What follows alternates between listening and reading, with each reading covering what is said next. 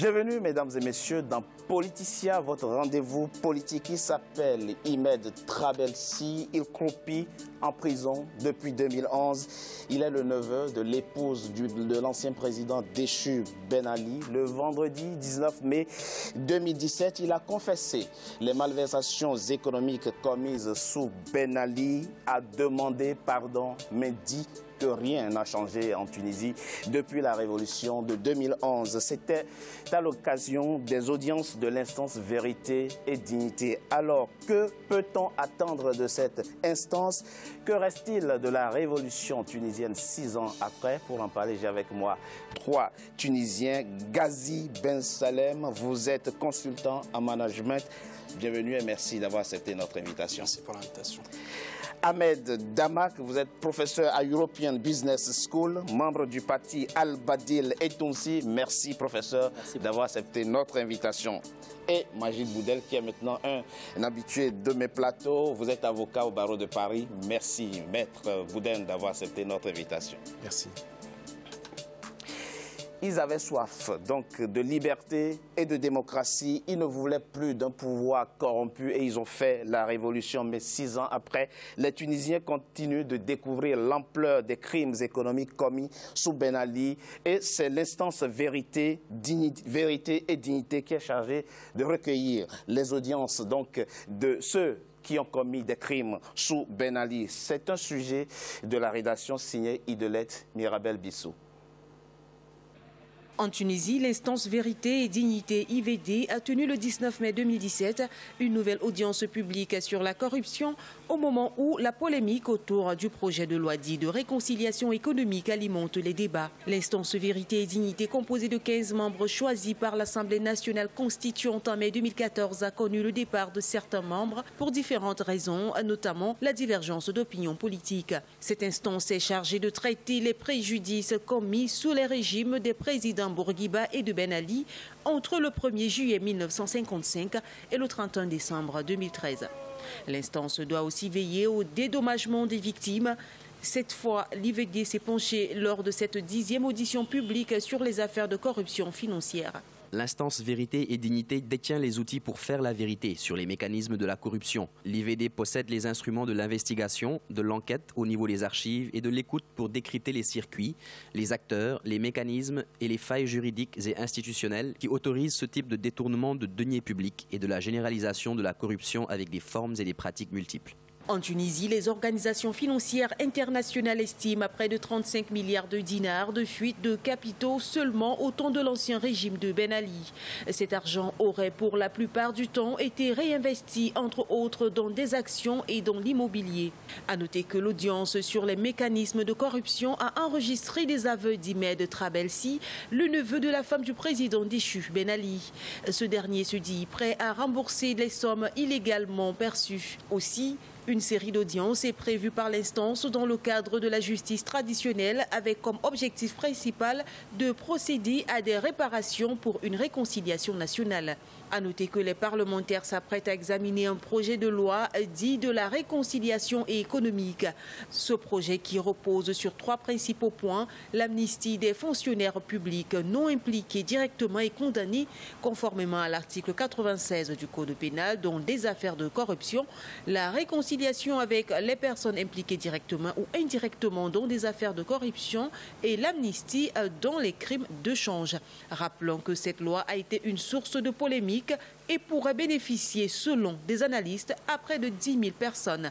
Depuis sa création, l'instance Vérité et Dignité a solutionné plusieurs préoccupations dans le pays. Grâce aux auditions publiques, un certain nombre de prisonniers politiques, par exemple, les Tunisiens ont pu mesurer l'ampleur du système répressif qui a visé une petite minorité politisée à un certain moment.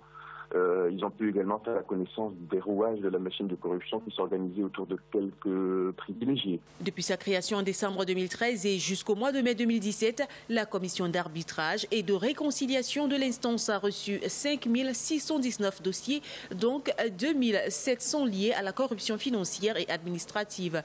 Dans le traitement de ces dossiers, l'ONG Human Rights Watch déclare que l'instance rencontre des difficultés liées à l'absence de collaboration de la part des institutions institutions étatiques, ce qui entraverait par ailleurs son travail d'arbitrage. Aussi, si le projet de loi sur la réconciliation économique est adopté en Tunisie, l'instance pourrait être privée de son mandat d'enquête sur les crimes économiques. Autant de points qui imposent la divergence et la discorde dans le labyrinthe politique en Tunisie. Monsieur Ben Salem, Imed Traversi a confessé donc le 19 mai 2017, donc le 19 mai dernier, les malversations économiques qu'il a pu commettre pendant le règne Ben Ali. Certains Tunisiens se disent sensibles à sa sincérité et à ses remords. Comment doit-on se comporter vis-à-vis d'un tel personnage ? Écoutez, c'est un témoignage qui est très important. D'abord, c'est un témoignage qui est important parce que ce personnage symbolisait tout ce qui n'allait pas dans l'ancien régime. Il symbolisait la corruption, il symbolisait les passe-droits, et donc ce témoignage-là arrive à un moment donné où les Tunisiens veulent savoir ce qui s'est passé. Pour revenir à l'instance de la vérité et de la dignité, s'il vous plaît. Pour revenir à cette instance, c'est une instance qui a été créée, une instance étatique qui a été créée, qui est un organisme indépendant et qui a une mission initiale qui est extrêmement louable, qui est celle de donner de la voix à des personnes qui n'en avaient pas à un moment donné. Malheureusement, nous remarquons, en tout cas certains observateurs tunisiens remarquent, que le but de cette instance est devenu politique. Elle répond à un agenda politique et le fait que le témoignage de Imed Traversi soit contesté par certaines personnes parce qu'ils disent que ça a été monté, qu'il y a des passages qui ont été enlevés, relève plutôt de cette partie-là. Et du coup, nous nous retrouvons devant une instance qui est certes honorable par sa mission initiale, mais qui est contestée. Contestée aujourd'hui parce que politisée. Professeur Damak, pensez-vous, vous aussi aujourd'hui, que cette instance vérité, dignité est politisée et donc contient aujourd'hui des risques d'échec dans la mission qui lui a été confiée en 2013, année de sa création?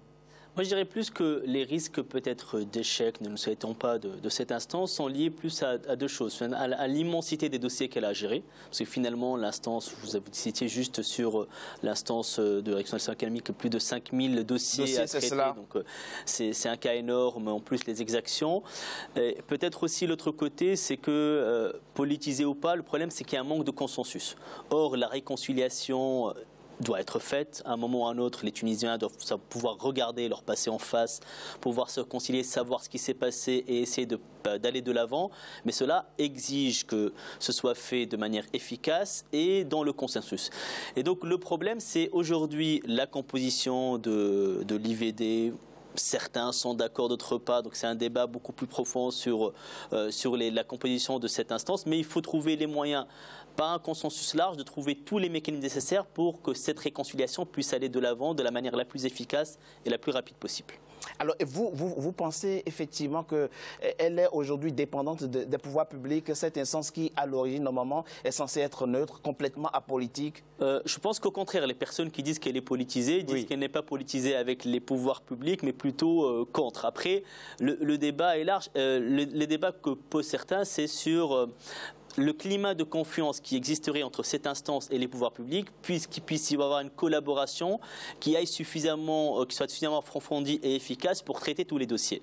D'ailleurs, un débat dont on pourrait en parler, c'est le président qui a pris l'initiative de proposer une loi de réconciliation en parallèle avec l'instance vérité, ce qui peut aussi provoquer quelques frictions, puisque c'est une loi qui a été un peu décidée de manière un peu, on va dire, verticale, sans consultation, et qui mélange un peu trop de choses. Donc on pourrait revenir aussi sur cette loi et ce qu'il pourrait faire pour l'améliorer. Tout à fait. Mais, Maître Baudet, nous sommes dans le cadre de la justice transitionnelle. C'est un concept que vous connaissez très bien.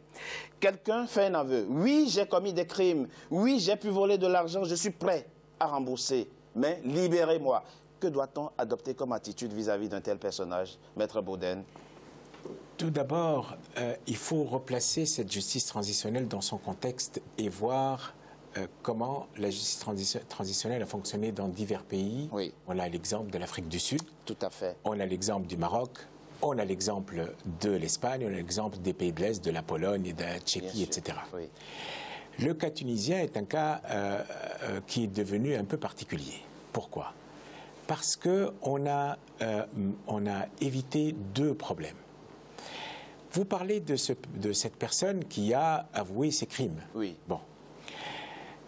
Bien que l'aveu ne soit pas un mode d'administration de la preuve. Tout à fait. Il faut qu'on place ça dans son contexte. Cette personne a pu faire ce qu'elle a pu faire grâce à quoi?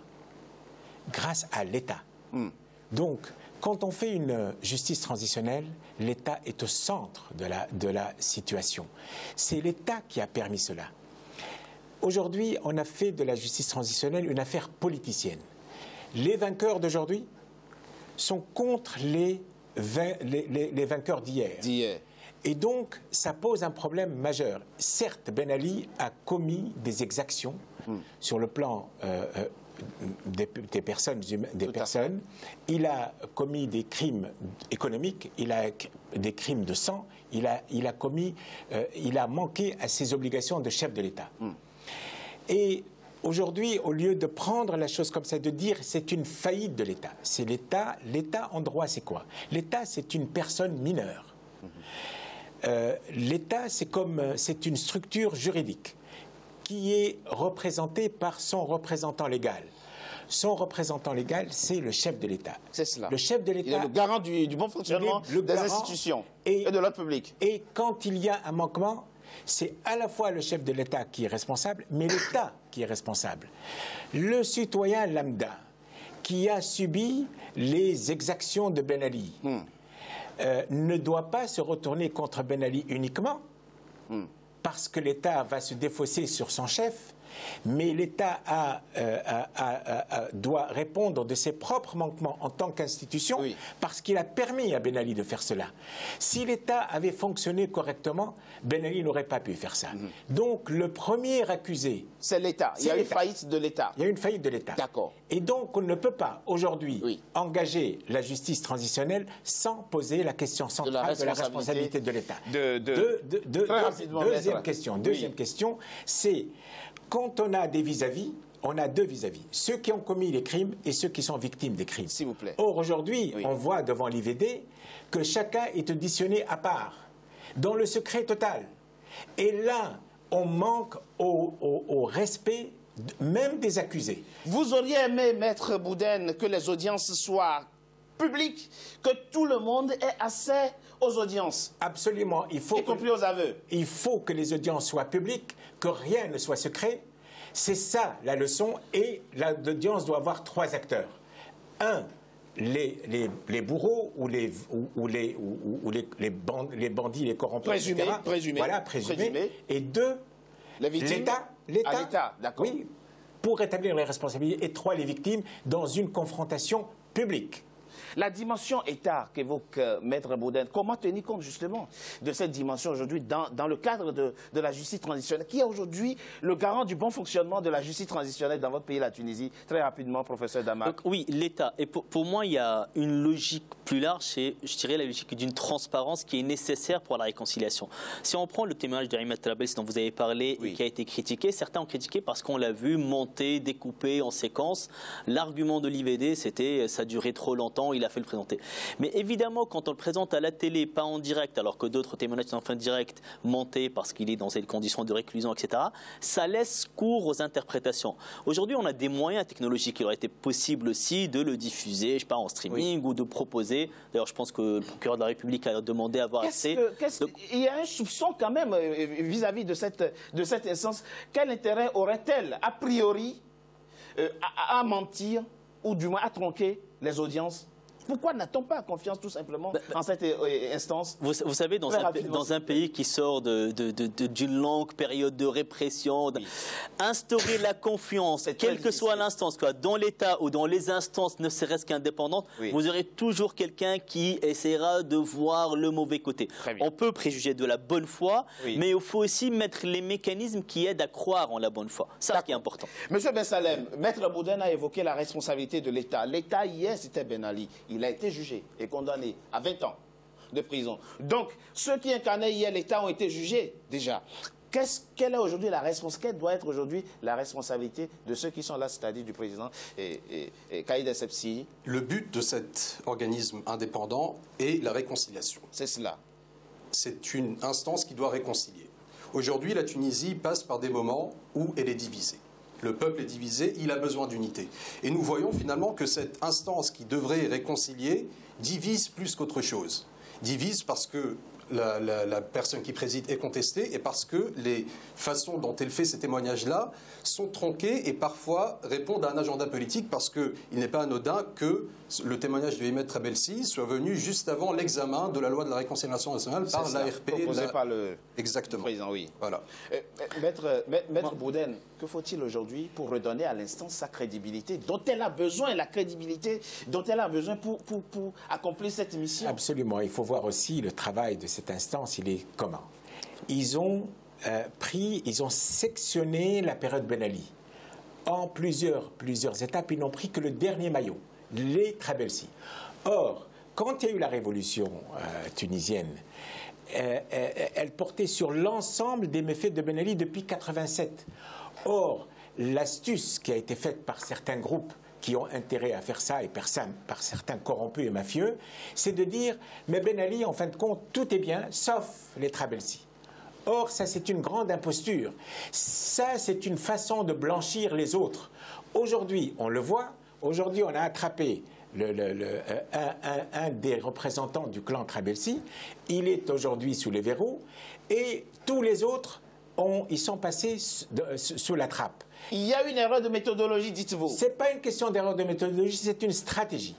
Bon, c'est une stratégie où on a saucissonné, c'est connu dans les poursuites pénales, oui. On saucissonne et puis on prend un aspect et on va focaliser ça sur Ahmed Trabelsi, qui n'est pas un ange. Hein. C'est pas un ange, et il vient de l'avouer lui-même et il y a des preuves matérielles au-delà de l'aveu. Mais cette focalisation fait que on bluffe les gens, oui. on les trompe, et la solution, elle serait où? Comme la Tunisie voit maintenant 2 affrontements, même si Ben Ali a commis des méfaits graves, oui. Et il les a commis. Oui.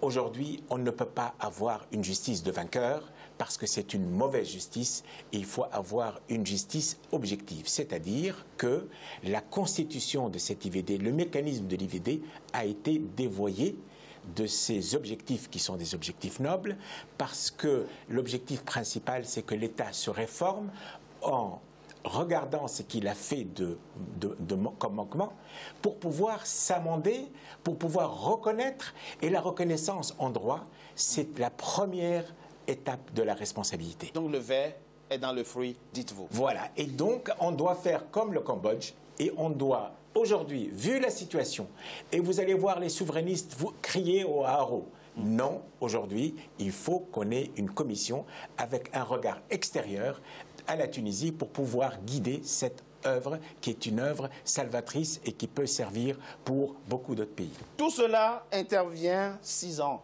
après la révolution en Tunisie. Mais que reste-t-il aujourd'hui de cette révolution en termes politiques, en termes économiques, en termes sociaux, en termes d'aspiration à la démocratie? On en parle dans la deuxième partie de notre émission, après une courte pause. À tout de suite.